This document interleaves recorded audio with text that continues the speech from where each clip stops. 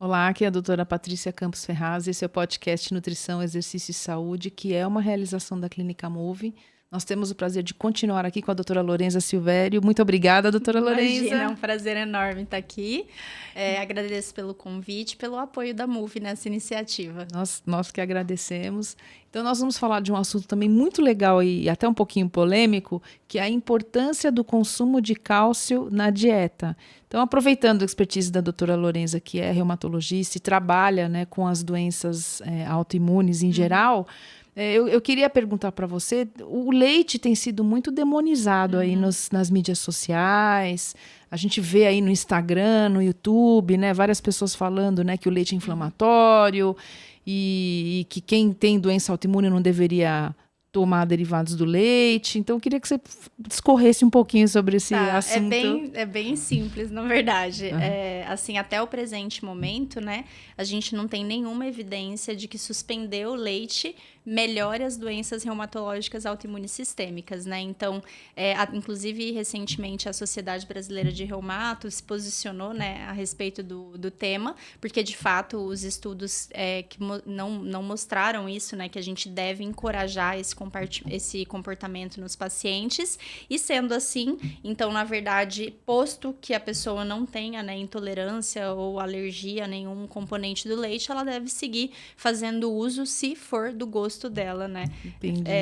Tomar o leite, né? Eu vou fazer uma perguntinha aqui para o público entender. Quando uma sociedade se posiciona, é um posicionamento muito embasado, né? Só queria que você explicasse um pouquinho. Sim, não, com certeza. Assim, quando uma sociedade, né? Por exemplo, no caso, eu estou falando da Sociedade Brasileira de Reumato, ela é composta por um monte de reumatologistas e existe também uma comissão multidisciplinar nessa sociedade, né? Que é composta por outros seres não reumatologistas. E muitos né? pesquisadores Sim, ali, né? E aí tem a comissão também que faz pesquisa. Então, na verdade, junta todo mundo e aí eles vão pegar o que é que tem na literatura, filtrar para entender quais são as referências para que se devem ser olhadas, né? Então, para entender quais são os nortes que a gente vai seguir no sentido de foi bem feito o estudo, tinha algum viés, tem uma população boa, nananã, e aí definido isso, eles vão olhar para esses estudos e falar, beleza, estudo tal falou isso, estudo tal falou aquilo, nananã, e aí vão definir o que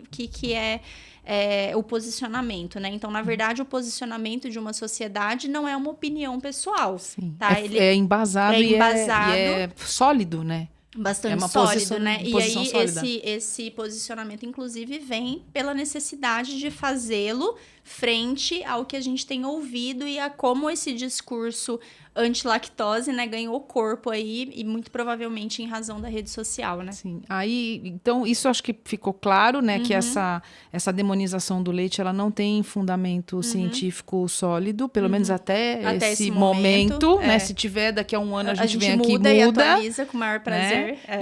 Né? E tá tudo bem. Mas aí, entrando um pouquinho mais fundo, eu queria que você explicasse qual que é a importância do cálcio para os tecidos, né? Perfeito. Então, assim, na verdade, o cálcio a gente usa para fazer tudo, tá? Então, para o sinal elétrico do coração passar, depende de cálcio. Para o músculo contrair, precisa de cálcio. Então, a gente tem, né, uma distribuição cálcio dentro do sangue para fazer essas coisas. O nosso corpo tem um estoque de cálcio, que é o nosso osso. Então, quando a gente não consome o cálcio, o nosso corpo vai mandar um sinal lá dentro do nosso osso para a célula que come osso, que é o osteoclasto, e vai falar assim, ei, colega, me arruma aí um pouquinho de cálcio, porque tá faltando aqui no sangue. E aí eu vou tirar desse estoque de osso, né? Só que quando eu atinjo o pico de massa óssea, que é o máximo de osso que eu vou ter na vida, a partir daquele dia, a gente só vai perdendo osso, devagarzinho, né? Daí a gente, mulher, no pós-menopausa, perde muito, faz um saque muito grande dessa poupança, e aí começa, né, o risco de baixa massa óssea pela pós-menopausa. Só que a gente vai perdendo osso. Então, se eu não consumo cálcio, eu vou só acelerando essa perda, porque eu vou toda hora saqueando do meu estoque, que é o osso, entendeu? Entendi. Então, eu acabo criando outro problema, né? Entendi. E aí, agora a gente ligando os dois assuntos, a importância desse grupo dos lácteos para o componente de cálcio da dieta, Exato. né? Então, assim, na verdade, a gente precisa encorajar, né, o consumo de cálcio para que eu atinja um mínimo de cálcio necessário, e aí varia, né, de faixa etária, criança e adolescente, mulher que está amamentando, mulher que está gestando, homens e mulheres saudáveis. E a quantidade é muito grande, né? E a quantidade é considerável, né? Então, assim, um número mágico muito... de forma muito geral, 1.000 miligramas por dia, tá? E aí, a gente precisa atingir essa meta. Sendo que, quando a gente pensa no consumo de cálcio, leite, queijo e derivados tem uma quantidade de cálcio muito interessante pela porção que eu consumo. Obviamente, existem outras fontes de alimento que são ricas em cálcio. Só que aí entra naquele conceito que seguramente você entende melhor do que eu, que é da biodisponibilidade, que é quanto que eu preciso consumir para atingir um mínimo. E aí rola uma escassez, porque daí eu preciso, né? Se for assim, eu não posso consumir cálcio, ou eu não quero. Ou, por exemplo, eu tenho uma questão... pessoal que eu não quero consumir cálcio por uma questão da alimentação, né? Então, por exemplo, os veganos. Eu preciso ter um acompanhamento nutricional para eu calcular quanto de cálcio entra na minha alimentação, para entender se eu preciso suplementar ou não, tá? E não é tão fácil fechar essa conta, porque difícil. O cálcio do brócolis, do feijão, espinafre, né? Você precisa comer uma cabeça inteira de brócolis para você ter o mesmo cálcio que você tem em um copo de leite. Tipo, é muita diferença. É então, muita diferença. Tem outras fontes, né? O gergelim é uma fonte legal, só tofu. Que aí tem muita gordura, né? Exatamente. Então, mas aí tofu não é todo mundo que gosta, porque não faz parte da nossa cultura. Tipo, essa conta não é fácil de fechar. Nunca é fácil. E aí a gente pode suplementar o cálcio, né? Claro, quando tem indicação. Aí tem 2 problemas da suplementação do cálcio. O primeiro, honestamente, é preço, né? Qualquer suplementação de cálcio vai chegar aí perto de 150, 200 reais mês facilmente. Não é todo mundo que tem condição, né, de pagar isso, especialmente porque a gente já tem outros gastos na farmácia, né, então você vai só somando, né, 150 com 200, com 200, com não sei o que, daí quando você vê você tá gastando muito, né, na farmácia. Sim. E o outro problema é que pode dar distensão abdominal e retardar o trânsito do intestino, então quem tende a constipação, isso pode agravar, e a gente não vê isso acontecendo quando o cálcio vem de fonte alimentar, né. Sim. Então, não é que não possa suplementar, né? Especificamente na população que são os diabéticos do tipo 2, a gente evita a suplementação, porque existem evidências que talvez a suplementação aumente risco cardiovascular nesta população dos diabéticos do tipo 2, tá? Mas fora desse cenário, a gente pode suplementar. Preferencialmente, a gente prefere mesmo pela dieta, né? Sim, então a dieta é difícil de conseguir, né? Como você falou, ela é cara, é algo... Assim, o leite sempre fez parte da nossa alimentação, né? Eu acho que desde que o homem... Vou falar do homem sedentário, né? Não do paleolítico ali, né? Que eu acho que não é referência... Mas é um alimento que a gente está muito acostumado a consumir. Claro, a gente tem muitas críticas ao que a indústria faz com leite, como é que ela lida com leite. Mas se a gente conseguir queijos e iogurtes de boa qualidade... De boa procedência, né? Ou fazer iogurte em casa, que é uma coisa muito fácil de fazer, por exemplo. Né? Você pode comprar uma iogurteira elétrica, um litro de leite, um copo de iogurte desses de 2 ingredientes, fazer o seu próprio iogurte. A iogurteira custa, sei lá, R$200.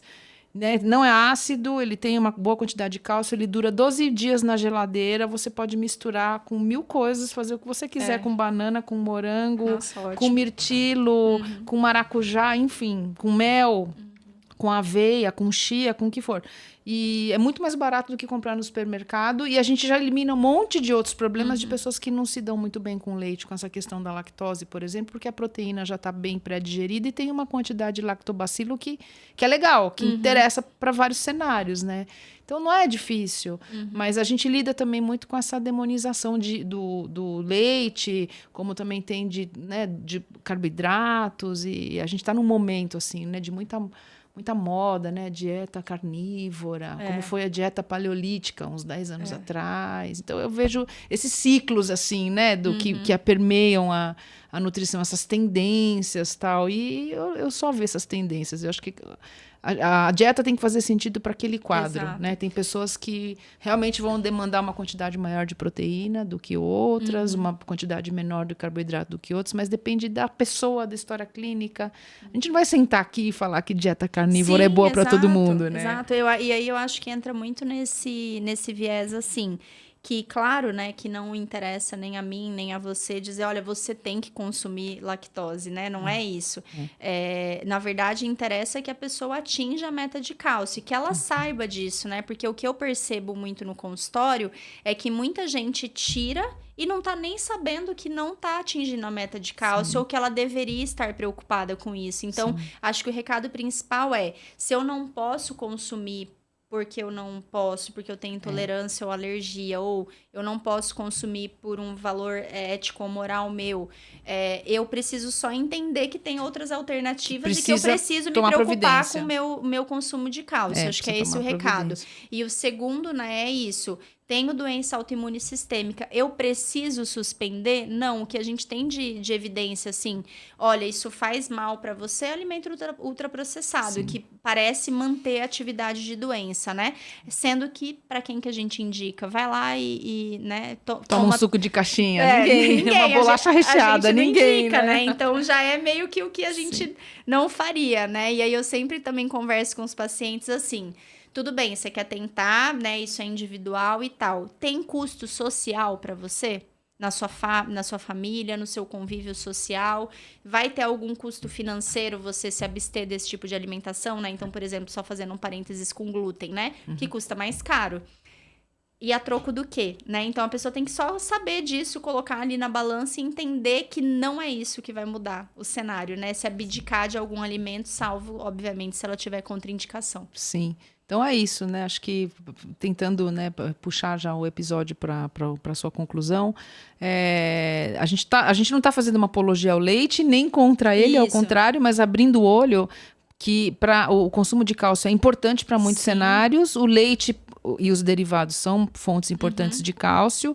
Ok, se você não quiser contar com eles, mas precisa do olhar do profissional para a gente ter uma boa... E aí, para fechar o gancho também, que eu acho importante, né? Algumas doenças reumatológicas autoimunes sistêmicas aumentam o risco de baixa massa óssea. Por exemplo, artrite reumatoide, por exemplo, artrite psoriásica, as espondiloartrites de forma geral.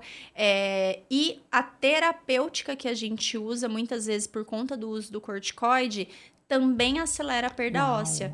Ou seja, nesse grupo de pacientes, a gente está muito preocupado com massa óssea, tanto pela doença de base que ele tem, pelo que a gente faz de terapêutica. Então, a gente tem sim que ter uma preocupação muito importante em responder a pergunta: eu tô consumindo o cálcio que eu devo? Fontes, a gente vai discutir. Mas acho que a mensagem principal é entender que nessa de demonizar um alimento, a gente está prejudicando o paciente se a gente não tiver atento ao consumo mínimo de cálcio que ele tem que ter, certo? E porque, como a gente falou aqui, de 1000 miligramas de cálcio, isso é muita coisa. É muita coisa. Quando a gente fala de um micronutriente, né, do que é o cálcio, é um dos íons de maior presença, né? Ele só perde para o potássio. O potássio é quase 5 gramas. E assim, para dar um exemplo prático, né, o leite convencional, via de regra, mais ou menos 1 ml de leite dá 1 miligrama de cálcio. Então, se a gente tá falando de 1000, é 1 litro por dia. É mais ou menos isso. É difícil se fosse 100% atingir. vir do leite, era essa Então, conta. já é difícil com o próprio leite, que é o chefe do cálcio, digamos assim, né? Em termos de biodisponibilidade. Imagina com o resto. Sim. Né? Então, a gente precisa ter isso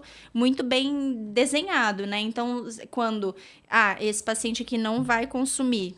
Paty, calcula essa dieta aí e faz esse homem consumir esse tanto, né? Ou a gente vai suplementar X com comprimido e falta tanto pela alimentação, né? E é curioso, porque eu sempre peço para as pacientes fazerem recordatório do cálcio. Então, eu sempre sugiro, antes de suplementar, vamos fazer uma conta? Vai lá, o que você consome de cálcio, passo a taco a tabela lá dos alimentos e peço para anotar e fazer um diário. Legal. E elas fazem. E aí, quando elas voltam, é sempre assim: doutora, eu não atinjo, me ajuda. E aí, a gente pensa ferramentas, pensa estratégias. Vai ser leite com mais conteúdo de cálcio, né? Os fortificados em cálcio que não tem tanta opção, né, no mercado, mas existe uma marca que tem. Para você ver como isso é importante. Quer dizer, até o leite fortificado com o dobro de cálcio a gente já tem no mercado. E aí a gente tem, aí dá para atingir a meta com ele. Bem mais fácil do que tomar 1 litro de leite por dia, né? E eu também compartilho, olha, eu não sou a pessoa fã do leite líquido, mas eu consumo bem leite em pó. Então eu bato a minha meta com iogurte e leite em pó, que foi a estratégia que eu achei para mim, né? E aí isso é individual, mas o que eu acho que é válido, assim, é a gente pensar, meu Deus, e meu consumo de cálcio, por onde anda? Pra gente entender se a gente tá né, fazendo isso pela nossa saúde também. Sim, no caminho certo. Por isso que é importante a gente ter o olhar do profissional, né? Então, completamente. Ter, né, com quem dividir, né, ter equipe multi pra gente poder falar, e me ajuda aqui, calcula isso pra mim, vamos lá trabalhar juntos, né, pra ajudar o paciente. Perfeito. Isso. Então, muito obrigada mais uma vez, doutora Lorenza, pela sua presença. Imagina, foi um prazer enorme, eu espero ter ajudado. Sim, sempre ajuda. Muito obrigada a todos vocês que nos acompanham nas diferentes plataformas. Muito obrigada à Clínica Move pelo apoio ao projeto e até o próximo episódio.